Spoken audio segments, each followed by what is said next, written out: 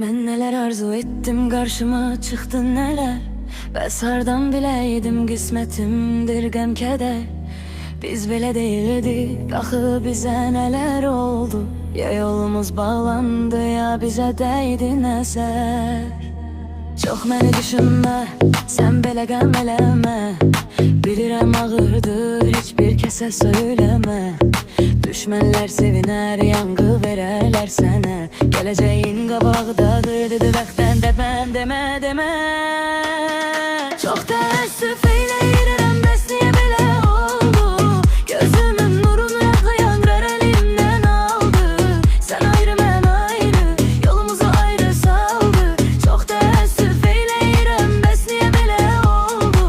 Gül balam ağlama, hər bir şey yaxşı olar. Bir gündə gəl birər xoşbəxtlik sənə qalar. Ömür bedə verər, eybi yox mən alar. Gül balam ağlama, hər bir şey yaxşı olar.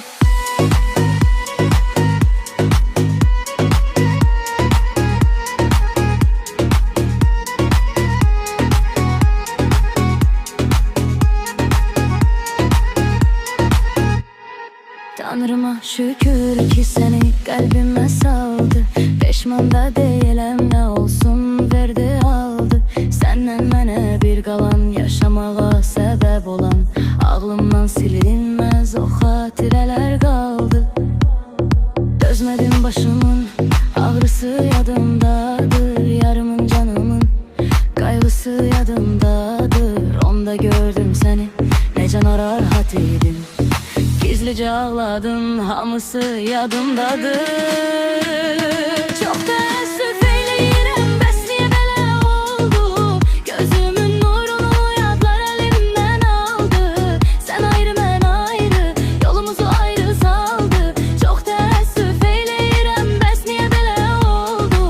Gül balam ağlama, hər bir şey yaxşı olar. Bir gündə qəm gedər, xoşbəxtlik sənə qalar. Ömrümü də verər, eybi yox məndən arar. Gül balam ağlama, hər bir şey yaxşı olar. Çox məni düşünmə, sən belə qəm eyləmə. Heç bir kəsə söyləmənə, yanğı verərlər sənə.